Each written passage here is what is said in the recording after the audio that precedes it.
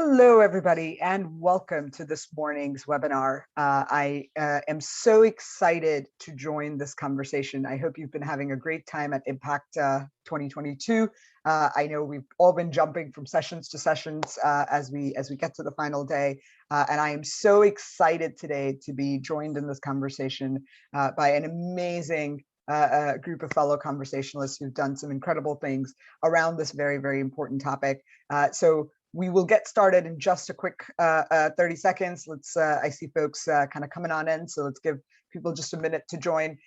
We're going to talk about a host of things that are very important to not just understanding the paradigm of why actually focus on racism, discrimination, and abuse of power, and really elevate that quotient in your organizations. I know so many of us have been so near to this topic, both from personal perspectives as well as from organizational perspectives. We want to actually spend some time today talking a little bit about what are the common pitfalls, right? What's some cutting edge research saying in this very, very area? And how can you actually start shifting from awareness to action? And so we hope to cover a lot of ground today. And again, please feel free to make this session extremely interactive. We are all very fond of questions, so don't hesitate to ask us anything. It's all fair game, and we welcome you as participants to feel free to chime in as well in chat and really kind of respond. If there are things we are saying that are resonating, please share your experiences. If there are things we're sharing where you're like, hey, I have this idea, it works so well for me, I know this was so much better, please don't hesitate to share those. Again, the whole purpose of this is, as a community, as an overall ECI group, we can actually collaborate to get to the right outcomes that move the needle in this space. And that is ultimately the most important thing that we care deeply about. So by way of quick introductions, I'm Neha Gupta. I am the CEO for True Office Learning, a learning pool group company. I am so excited to be joined today in this conversation by Blair and Gerald, and I'll turn it over to them for quick introductions. Just overarchingly, my personal passion for this area obviously comes from when I started the CEO role. I was the only woman CEO in our entire private equity companies portfolio out of 47 companies, right? I'm happy to say I'm one of 5 now, which is great, right? So the needle is moving, it's moving slowly and differently at different points in time. But this is very much an area of passion, because so much of what we do from a values and mission perspective as an organization cannot stand without us being committed to really being progressive about this area. So we spend about our time with about 300 or so significant organizations, helping them really drive their strategies in a much more data-centric way. And I do have a bit of an engineering background and a data nut from a personal preference perspective. So I look forward to diving into that a bit more. But I'd love to actually have the other panelists please share a little bit about themselves, your professional background, and what got you into this topic? Why the energy and the readiness to go? Blair, maybe we can start with you and then switch over to Gerald. Sure, thanks Neha, and good morning everyone from Marietta, Georgia. So professionally, I just retired as the Vice President of Ethics and Business Conduct at Lockheed Martin, where I also started a career as an engineer, Neha. And so spent time in engineering, manufacturing, program management, but the last 12, 13 years in our ethics and business conduct program at Lockheed Martin. The diversity, equity, and inclusion has been a passion for me my entire life. I didn't even know to call it that early on, but we moved to Atlanta when I was a little girl from New York City. My mother started teaching at the nearby high school 2 years after we moved. It was integrated 1 year after we moved. So seeing racism in action, seeing discrimination in action is something that I lived with from that time. I didn't understand it. I didn't have a name to put to it, but I saw it. And then from a personal standpoint, as a Jewish woman in the South, questions like, well, are you white or are you Jewish, as we were growing up? And then as a woman in engineering 40 years ago, where there were not many women, the biases that came with that over time. And so for me, it's just been kind of part of life, and what do we do about it? So how do we deal with it? And I have done that both in my professional and personal life on a volunteer basis, and continue to do that. So It's just part of who I am. That is Jerry. amazing. Okay, hello everyone. Happy Earth Day. And Neha, Blair, thanks for sharing this conversation with me. A little bit about myself, Jerry Dawes, over 30 years with Con Edison Company of New York, operating in New York City and the environs. It's a company that provides electricity, natural gas, and steam to customers in New York City. Myself, there's a theme here, engineers. I'm an engineer by training as well. And I started out in the company as an engineer, and I've worked my way through various departments within the company. But since 2015, I've been working in the business ethics and compliance department, and I am the former director of what was called the training, communications, and outreach, which basically means my team and I were responsible for promoting ethics standards across the company to about approximately 14,000 employees. But not only for our employees, we also worked primarily with our supply chain team in promoting ethics standards amongst the vendors, business partners, and suppliers for the company as well. And particularly as it pertained to minority and women-owned businesses, we put some very particular programs in place to help them gear up their ethics programs as well. Why is this topic so important to me? I think the George Floyd event really kind of crystallized and brought a lot of attention to inequities across the board. And I remember participating in what was called a courageous conversation in the company shortly after that incident had occurred. And it was facilitated by our diversity and equity department. But I particularly remember a coworker, a friend, someone that I knew very well, just really verbalizing how he felt after watching the video of George Floyd and how he was killed. And it brought him to tears. It brought me to tears, and it just kind of, again, I said, crystallized. I have had some negative experiences with police officers in the past, being a Black male in New York City. And so when ECI made the call to myself to get involved with this particular working group, I raised my hand and I joined it. I have been active with ECI as a speaker at conferences, on various working groups, as a board member for a number of years. And I saw working on this particular working group as something that could really help move the needle on this issue. So that's kind of why I got involved. Jerry and Blair, thank you for sharing your stories, right? And that's what so much of this is about. I'm sure so many in the audience found so many of the concepts relatable, right? And it's so powerful because it is such a universal topic that has so much applicability across the boat. And the engineering trend is funny, but I'll take some liberty and say the engineers are usually pretty good at fixing it. So this session should be pretty good about giving some real tools for folks to make some meaningful progress.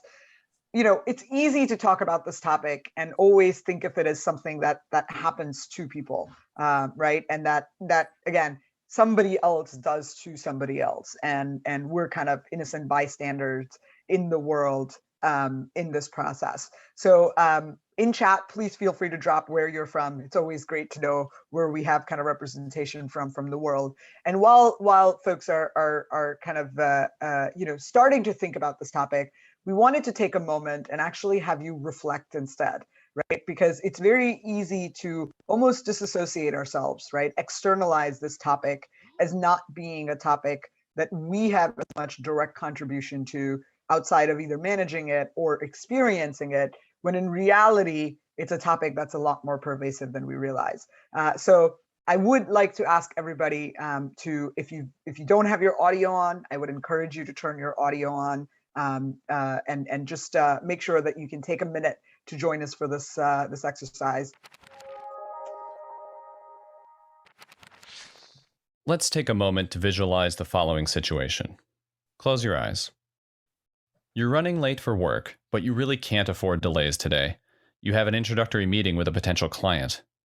But this morning, there are all sorts of small holdups keeping you from showing up on time. Still, you're going to try.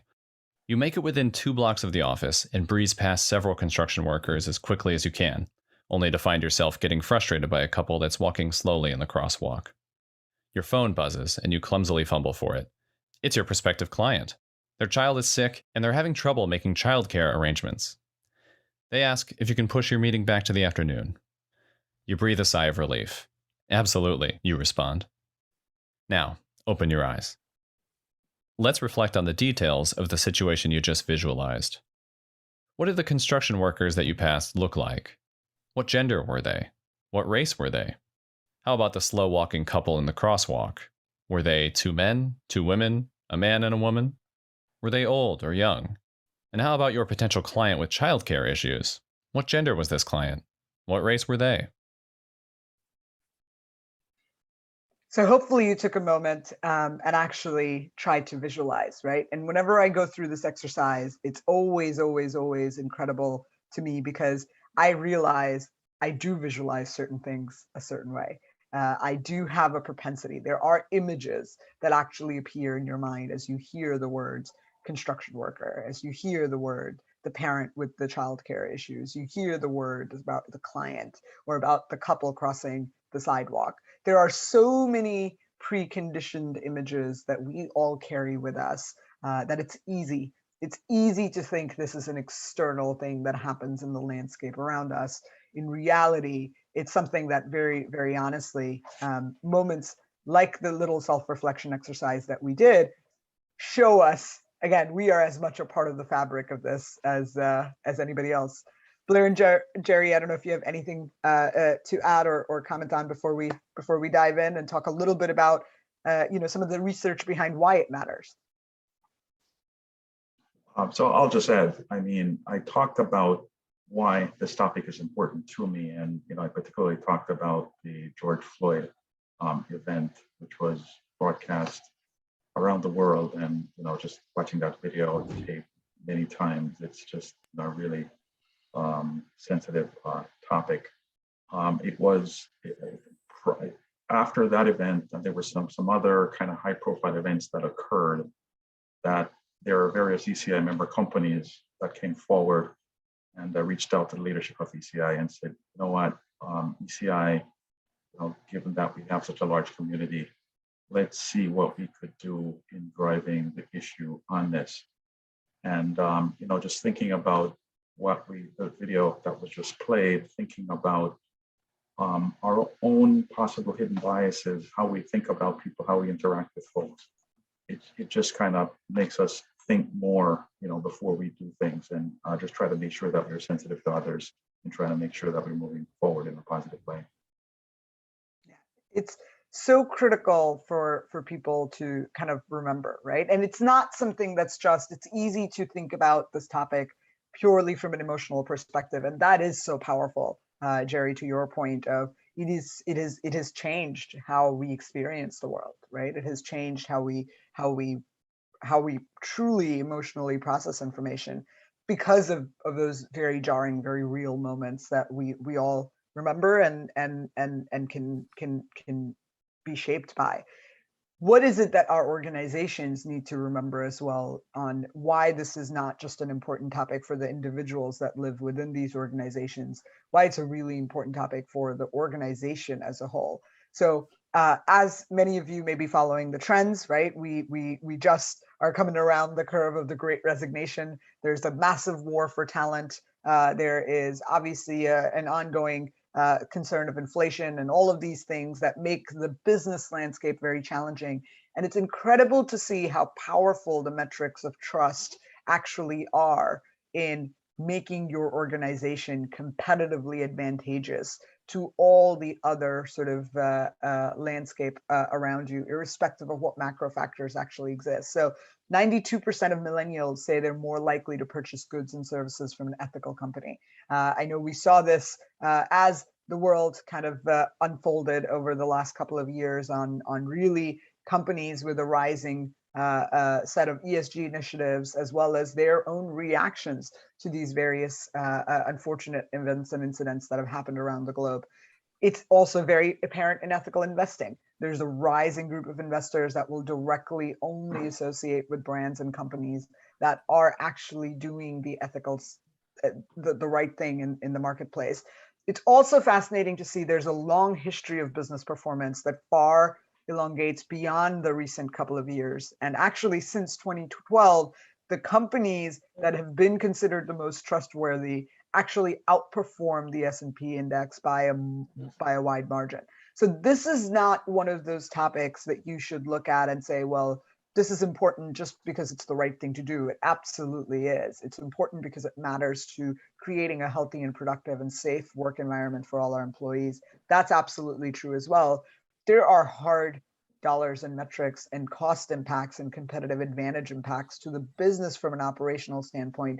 So it's a topic that really spans all three of those very important dimensions. And that's the reason today's discussion, we want to talk a little bit about an amazing initiative that ECI and Blair and Jerry and some of the working group has undertaken to actually identify or start to think about a more structured way to drive through change here. We'll talk a little bit about how do you actually lead transformative change? What's the role of ethics and compliance teams here? And then we want to talk a little bit about what are metrics you can do and really get into kind of what's happening from a journey perspective. So we're going to spend the time really talking about that so that you know that these trust metrics are not just, oh, I'm sorry, I think for some reason my slide share just decided to go away. So I'll pull that up really quickly, but that helps you understand that this really isn't about us just talking about it as a soft topic, but a topic that has very concrete action plans, that has very concrete strategies associated with it that you and your organization can undertake to drive impact. So let's try that one more time. Sorry, Zoom is sometimes, I guess, the hardest part of the session. So hopefully you can see the screen now, which is really around the metrics of why it matters, the metrics that I was sharing earlier. Again, let's dive in, and while people are maybe just absorbing the information on the slide that unfortunately wasn't showing earlier, Jerry, it would be great to hear a little bit from you on what is RDAP. You know, what's the structure of the working group? Can you tell us a little bit more? Sure. RDAP, you know, as you can see on the screen, the actual definition is racism, discrimination, abuse of power. That's over on the left side of the screen, and to the right of the screen, you'll see a set of verbiage there, you know, which you can all read. But I'm just going to call out a couple of important points from it. The process of categorizing others as different or inferior on the basis of appearance, characteristics, culture, or national origin. And then the other piece of that is, so, you know, there's difference, inferiority. Then the other piece of it is legitimating exploitation of and exclusion of the group that has been so defined. So there's a power play involved, which then kind of just leads into the other piece of it, the abuse of power, taking advantage of this quote unquote inferior group based on all of the different characteristics that are shown on the screen. So the team, the working group that was put together, there are several different subgroups that were formed to look at this. But the first subgroup was actually charged with coming up with a definition that everyone could live with. And so the verbiage that you've seen on the screen is actually based on research, based on the team collectively coming to consensus on how do you define what is racism, discrimination, and abuse of power. So once we had a definition, we then had other working groups looking at this very same issue within the workplace, within the ENC community, and then within the broader context of the broader society. So we'll hear some more about the work of the various subgroups as we move along.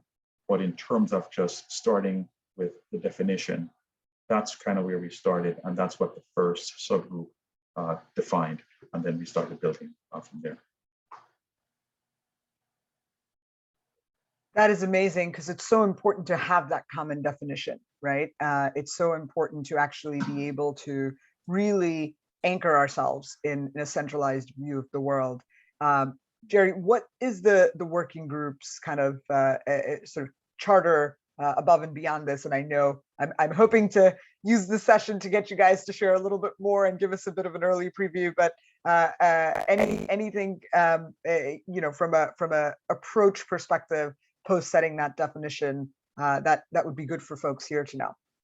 Sure. So as I mentioned, you know, we started out with the definition, and then we started out, it's almost like building blocks, looking at this issue in the workplace, looking at this issue within the ethics and compliance industry, looking at this issue in the broader role of the organizations.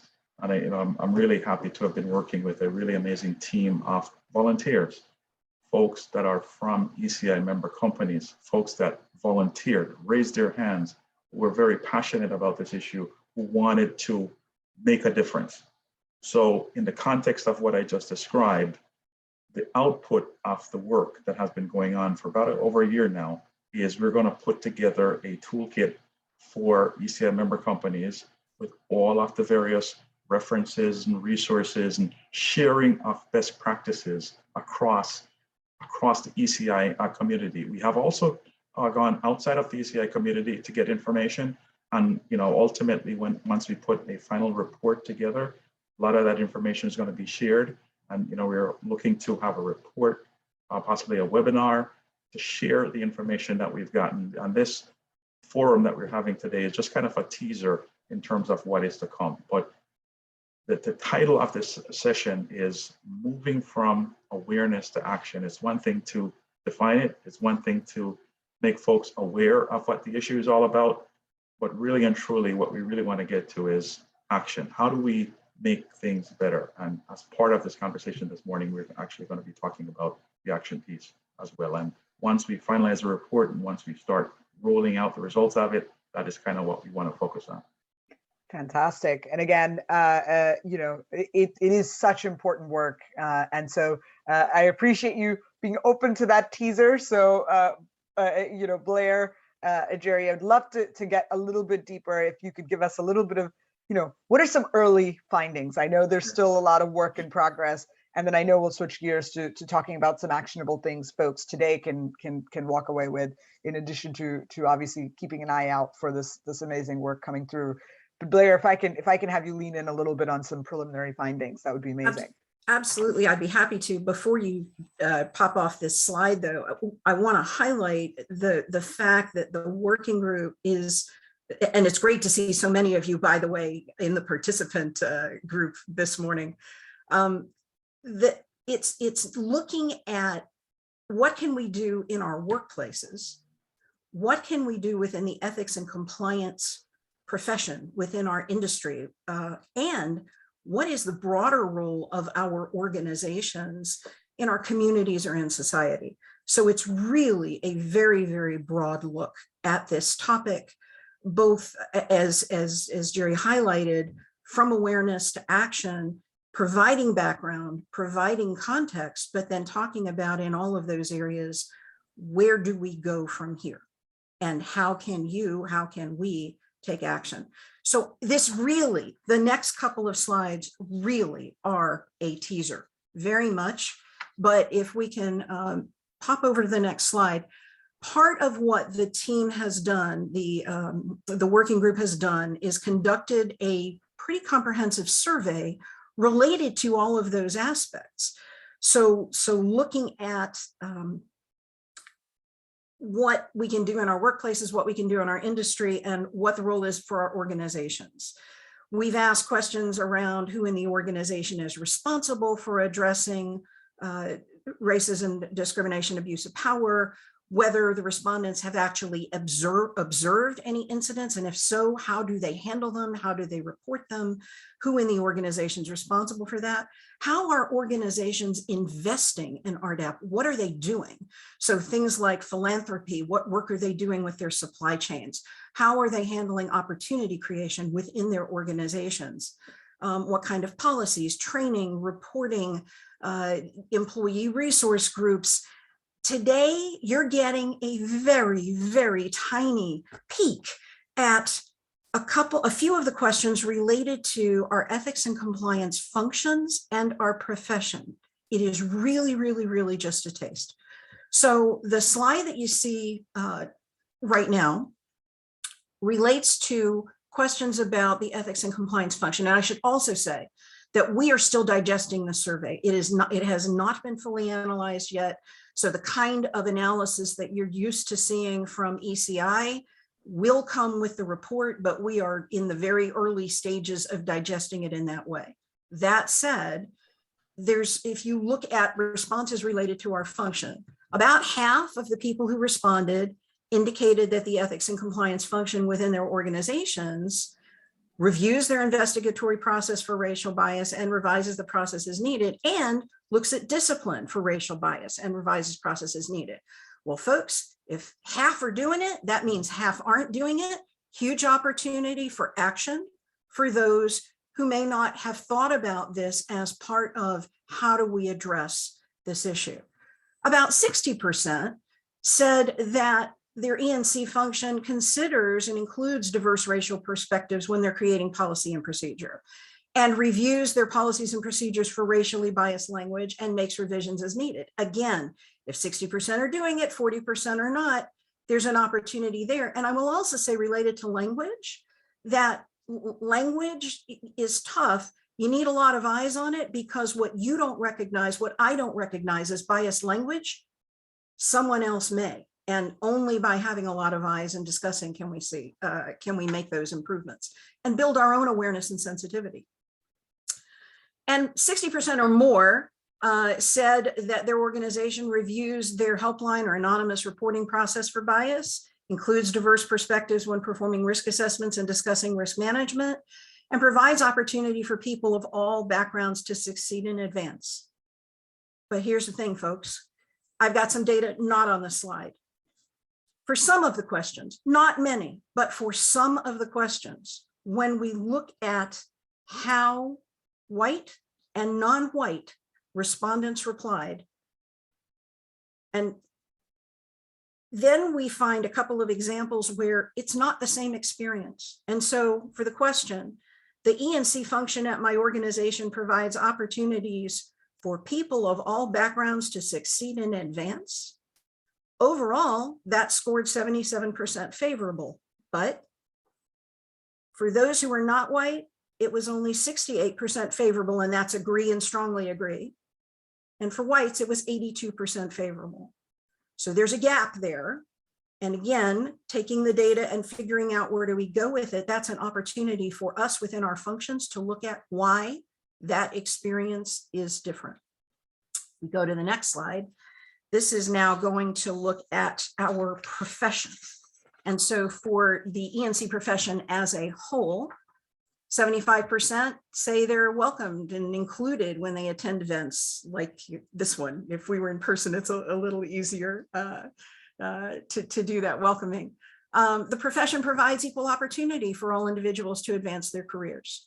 About 2/3 said that the events that they've attended provide strong representation of diverse backgrounds, race, and perspectives, and that there are sufficient networking opportunities with other people from a similar background, race, or ethnicity. Less than 50% said leaders in the ENC profession represent a sufficient diversity of backgrounds. So again, opportunity there, but I'm also going to share with you some other data.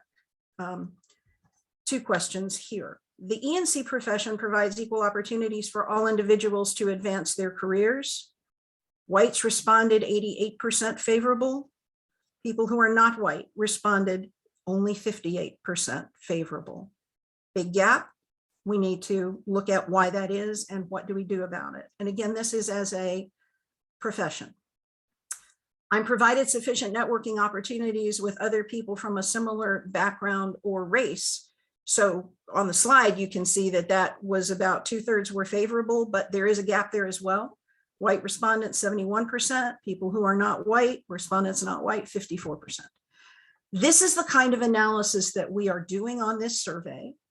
And frankly, that we should all be doing to the extent that we can when we're surveying, to try to understand if the experience is different, because if the experience is different or the perception is different, then there's an opportunity to act.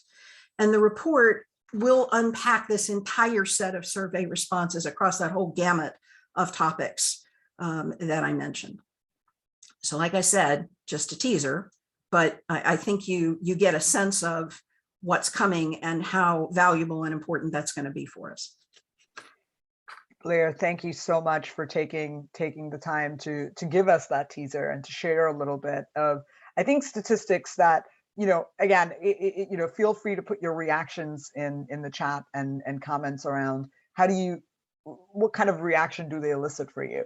I don't know that I would say in entirety, I am shocked by seeing some of the gaps that have emerged, right? Because there is a real delta between how different populations in our environment experience the world, right? That is something that as a conversation has been so important. And it's so great to see CI and all of you doing such an amazing amount of work on this very, very important topic. One of the questions that's come up is, can you tell us a little bit more about the methodology of the survey, if you happen to have that handy by any chance, of who was surveyed, how many responses, as people are just trying to contextualize the data, if you will, and honestly curious, because it can be so important to have a sense of that microcosm.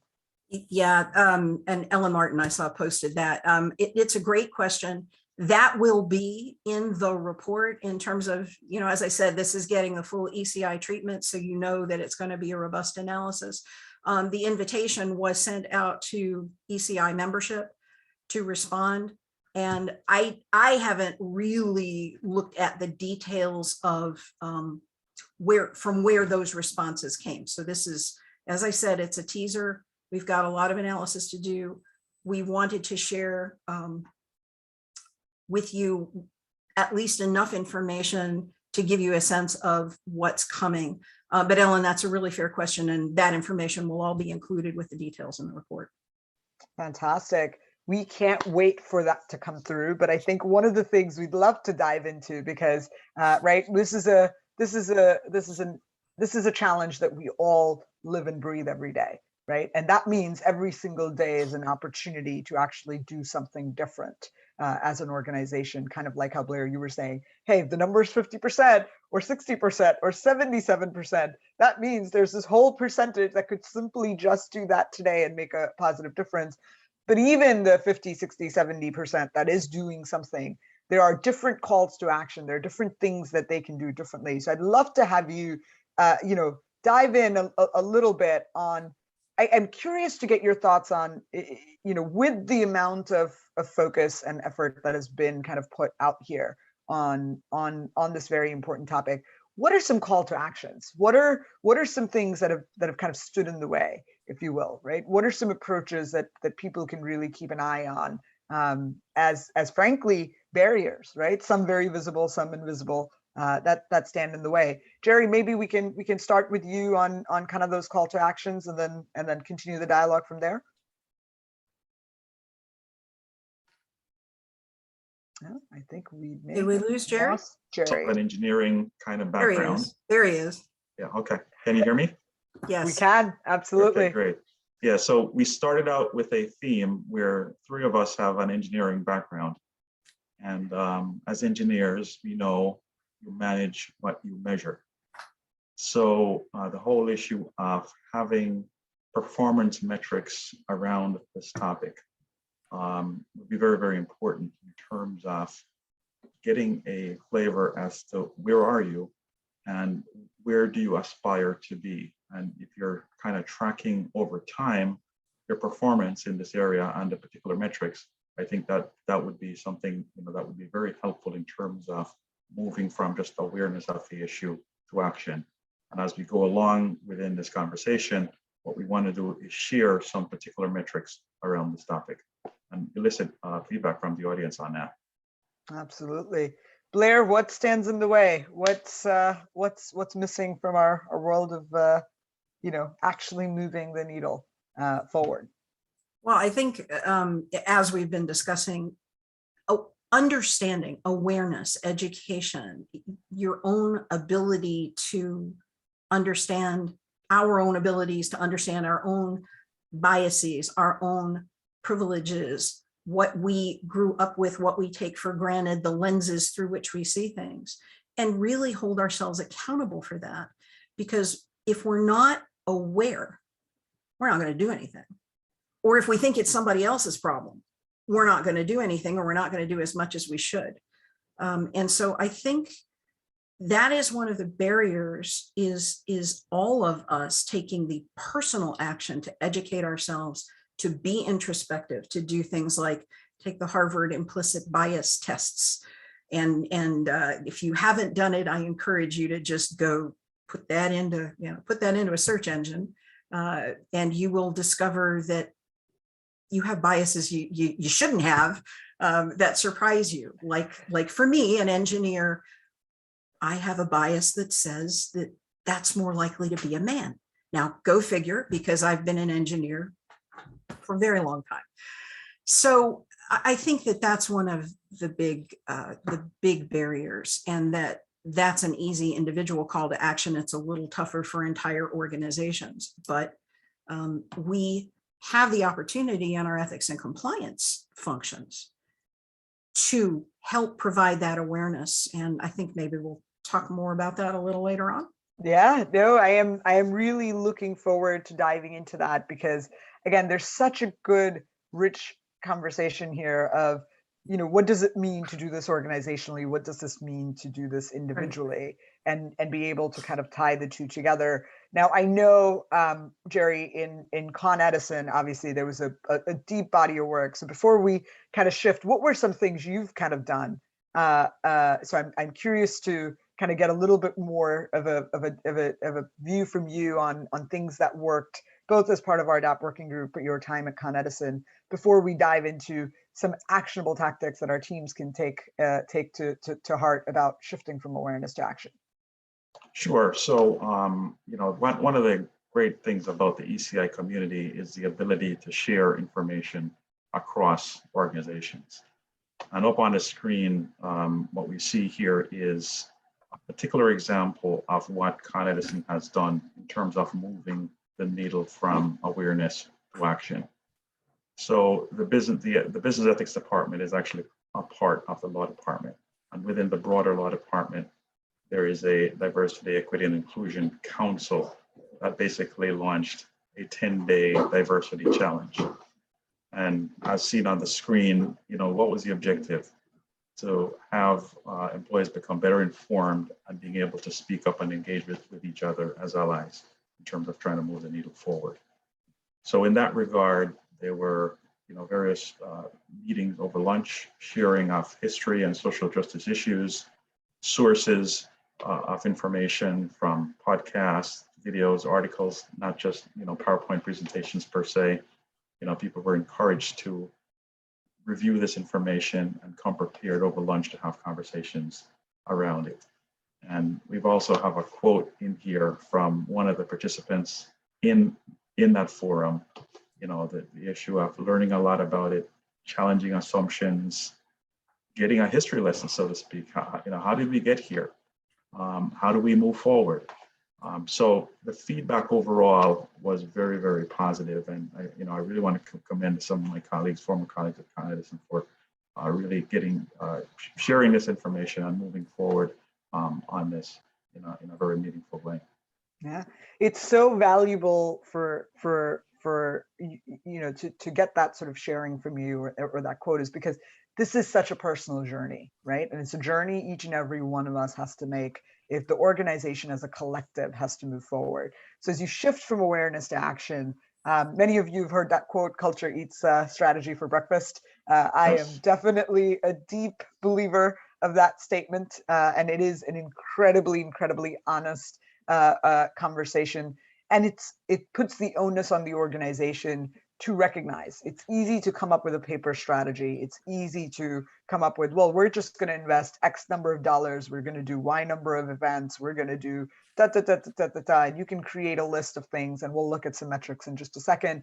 What you really need to ask yourself and challenge yourself, and it is very hard, right? It's harder to measure culture than anything else, because it's so fluid. It's so dynamic. You have hundreds, if not thousands, of microcultures within your organization. And so it's a very, very, very important thing for us to think about this importance of how do you create an open culture, right? Jerry, you complimented the Con Edison team on engaging in this very open dialogue.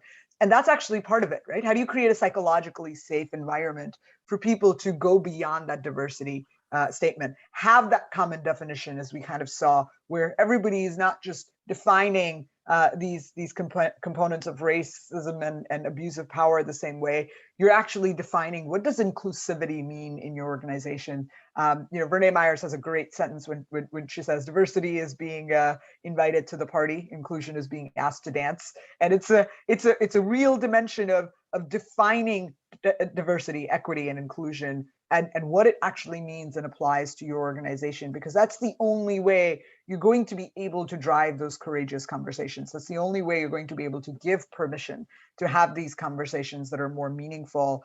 And I think from a journey perspective, it's very easy for us to think about this as this sort of big picture, hey, we'll create this culture. It feels very abstract. It feels actually almost nebulous to folks. When in reality, research actually shows that there are some very concrete steps to building an effective culture in an organization. It's very easy to forget how important the leadership role is in all of this. This is an experiment that has actually been repeated time and time again, and it's really fascinating to kind of see it. It's just for those that may not be familiar with it, it's basically how do people respond to authority. That's what it actually tests. And so they have a fake test subject that's an actor. They have an experimenter who is considered to be somebody with authority. And they do this both with students, they do this with employees in a working group. And the concept is that the person comes in and they're asked to administer a small shock to a participant they cannot see. And the shock range continues to go up, and the actor progresses being basically more and more alarmed in their reactions. And they try to assess at what point does the participant finally raise their hand and say, no, I won't follow authority, even though you're telling me to administer this shock, I'm just not going to do it, right? And it's amazing to see how far people are willing to go if they think the person who's telling them to do that activity is somebody of authority versus if it's just somebody who's a general participant or who's just another peer.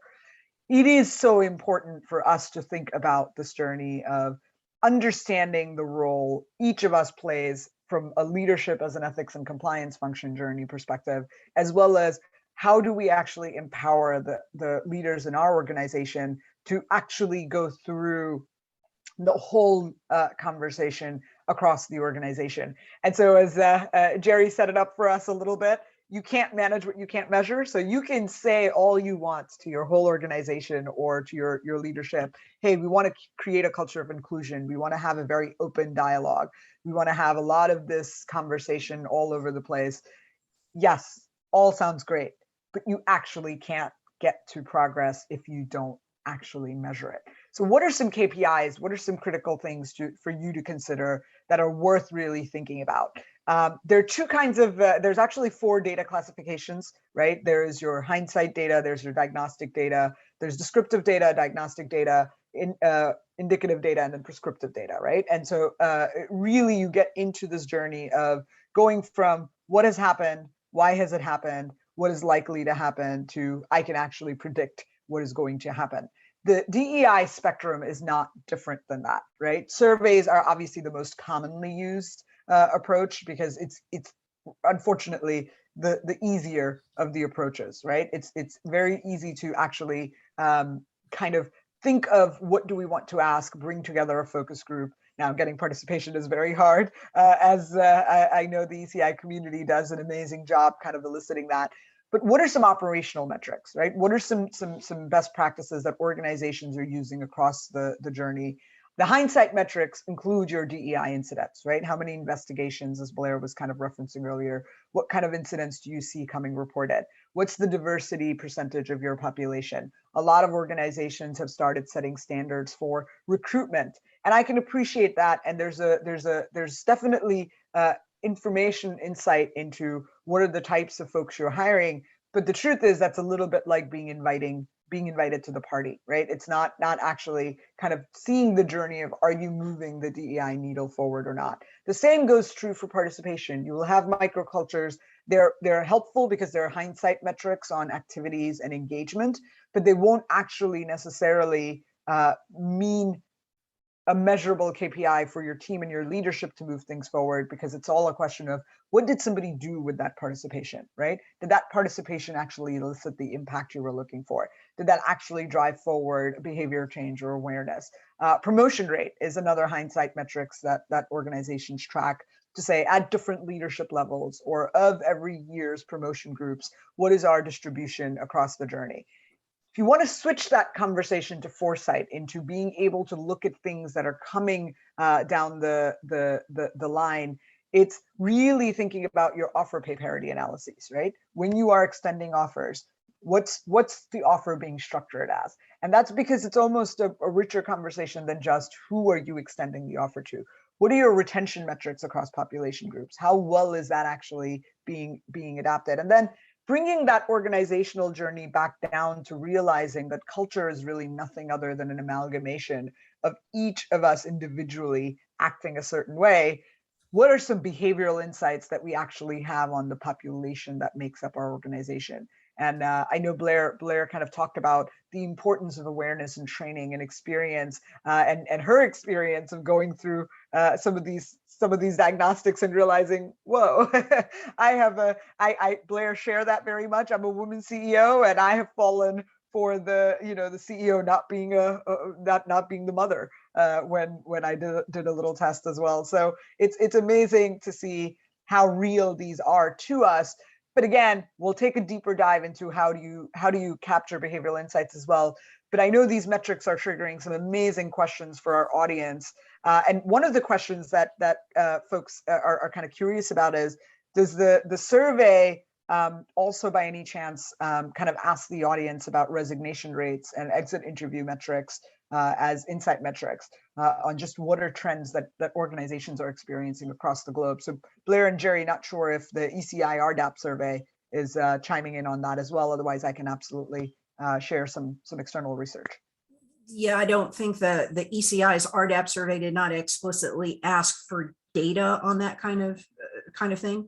But to your point on KPIs that could be considered, those are certainly things that organizations can and should look at as part of the analysis. And there was another question, I think, about gender in the survey. What I'll say is, we asked a full gamut of demographic questions with the survey. And again, the analysis will slice it and look for gaps based on the various demographic questions that were asked. What I talked about today actually rolled up several categories, because I was just trying to give you a sense of what we're seeing at an overarching level. But there's a lot of slicing of data by demographic groups that we should be able to do. So again, part of the report, this is the danger of teasing and not having the whole thing available at this point. What I would also ask is, in the chat, for those of you that have other KPIs, that have other things that you are doing, or that, as we've talked, you've thought about that we might do, please share those ideas, drop them into the chat, because this is not meant to be a comprehensive list. It's meant to get you thinking. Absolutely. It's so incredibly important. And I know, to your point, just even looking at the questions, folks can't wait for the full results to come out. So one of the things that is research-wise really fascinating about kind of, exit interview results and other kind of survey results is we actually do see about an 18% delta at times between bias in certain results when it is those kind of moments of exit interviews or focus groups. And it's because you get a little bit of the Amazon review effect in those journeys where it's not a wide, broad survey. It's actually a microcosm population that you're looking at. you get the people who love it, you get the people who hate it, and you kind of miss out the vast majority, right? And that ends up creating about a 15 to 18% delta between actual real life behavioral displays or readiness versus what people estimate their abilities or the organization's abilities to be. So there's definitely some powerful research that we can kind of point folks to. Feel free to reach out.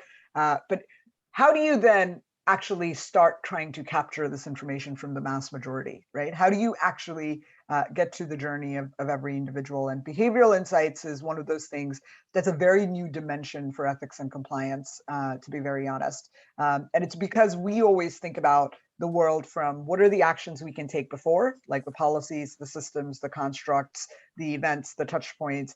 And we always think about what comes on the other side, right? The hindsight metrics. How many incidents did it result to? What were the exit interviews responses like? What was our kind of growth rate or retention rate?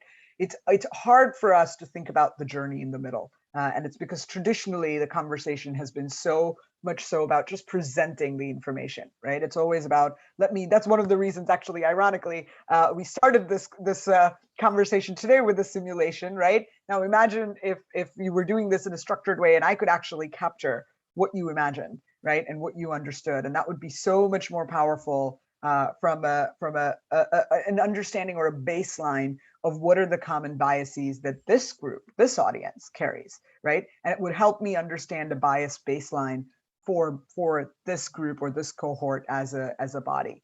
And it's almost that journey that you need to think about when you think about your awareness and communication initiatives, where you have to go at some point from training to learning. Some of the stuff, full transparency, is embarrassing to go through, right? I mean, Blair, you're honest enough to share. You know, I went through it. I realized I still view certain roles as more leaning to men. I share it all the time, and I'm embarrassed because obviously I should be the polar opposite, right? In my role, but it is absolutely real. It just is. We've been conditioned for so long.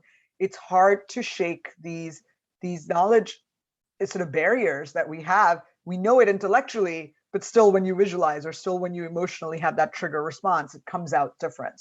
So it's really, really valuable for us to think about this journey of how do we create a safe space to practice. And that's really where you want to shift the conversation very heavily from trying to provide training opportunities to learning opportunities. This has to be very personal, very individual. Digital forums are great for that reason, right? I mean, Jerry, your colleague's story of him sharing how he responded to the George Floyd kind of events is so powerful, but not everybody has the emotional maturity or ability to be vulnerable enough to share that, right? So how do we create a balanced set of forums between being able to practice that emotional processing as well as the what you would do to be an ally or what you would do differently in both of those real forums as well as digital forums? So you can take a more personal approach, right? And both have such different impacts. Blair, Jerry, anything that you've seen people do particularly well or particularly, things that have worked extremely well in the past in these kind of individual journeys before we go on and take a slightly close look to how do you go from training to learning?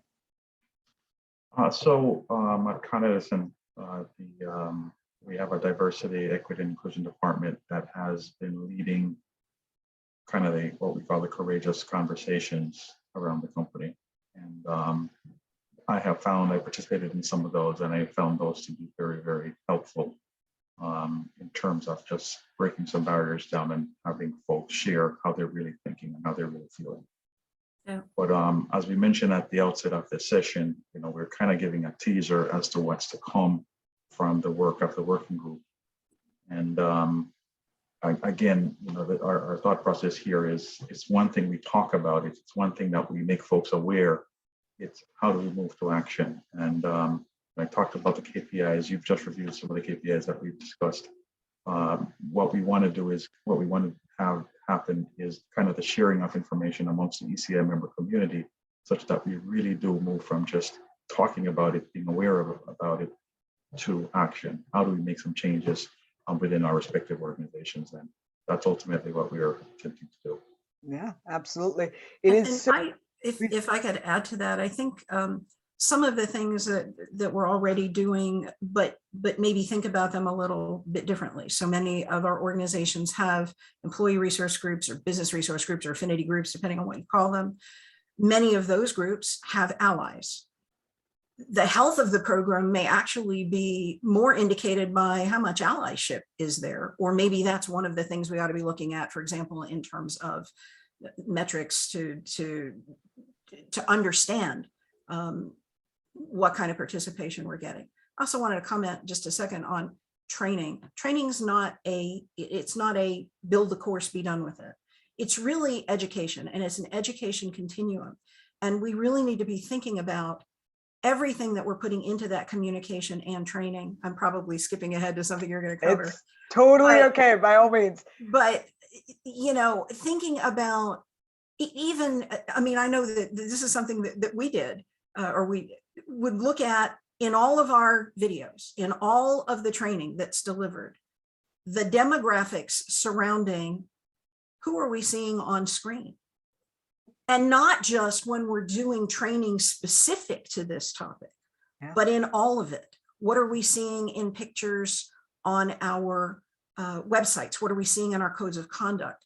And really being thoughtful about it. And that's one of the places that the ethics and compliance community, partnered with the diversity and inclusion community, can really make a difference.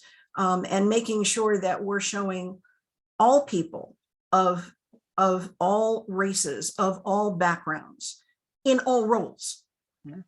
And, absolutely. you know, and if you're not thoughtful about it, it isn't going to happen on its own. You know, representation is such a powerful sort of vector of all of this, right? Where somebody feels comfortable. It's part of creating that sense of psychological safety. When you can see people like yourselves, when you can associate, when you can have leadership at different levels. So before we actually dive into Blair, your very important point about, you know, training is a continuum, right? It's not this, we built a DEI course or we built a lecture series, we put it out there in the wild, and then now it's kind of done. There's a really, really important aspect here for all of us to think very carefully, as Blair said, about how those journeys are designed, right? How representative are they, both in our operational environment as well as in our learning environment. But really, one of the things I encourage you to really lean on is safe simulations. It's something that is so incredibly powerful. The leading organizations use them. They use digital tools and adaptive scenarios or adaptive simulations to actually see how do people in the organization navigate various situations. So to Blair's point of capturing allyship for these ERG or you know, resource groups, as your organization may call them, or affinity groups, right? When you measure it in real life, you're getting a microcosm. You're getting a fraction of the people that may have showed to a certain event. It's important to also understand what is the level of allyship, what is the perception around it in the organization. And the easiest way to simulate that is very much like how the military or the armed forces or any of the high risk operations where you can't have everybody in every situation, you measure it through simulation. Now there are very, very powerful tools that allow you to actually measure how people will react in various situations, put them through these very safe individual simulations, learn from them, but also more importantly, give you back insight, a bias or diversity baseline, so that you can actually see, wait, do people in my organization know how to interrupt bias when they see it in that group forum? Do people recognize what's the ethical paradigm they'll use to make a decision when they have two comparable candidates that can potentially be promoted? And what are the considerations and journeys to think about? And when you look at that kind of baseline, to Jerry's point earlier of measuring and managing to it, right? You want to not just take that data as an E&C function or as a DEI function. You actually want to have leadership sessions. Again, tie back to the research of how important leadership is to creating the culture, and have a discussion on ground about what is it that we're seeing. Again, the power of having this kind of data is you can slice and dice it, because the chances that you have a homogenous culture around your organization is pretty much non-existent, right? Blair's research showed that even in just the dimension of whites and non-whites, and I know there have been so many questions that have come up on what other dimensions is that research being segmented on, and I know we'll see the impact of that in the results, but really have a session on, here are the microcultures, the micro trends, here's what we see in the bias and DEI baseline for your organization. and then let people go on a journey, right? That ongoing dialogue, that ongoing courageous conversations, the digital tools, the ability to explore and learn at your own pace. Now technology's gotten sophisticated enough that you can actually use artificial intelligence to leverage those results automatically and feed people information. The easiest way to think about behavioral insights is it's all the power that our browsing engines or our news feeds or our marketing organizations use to know what your propensity is, right? What is your readiness level to buy something? What's your behavior going to be like, and what can they do to influence that behavior? It really is this next paradigm of being able to drive change.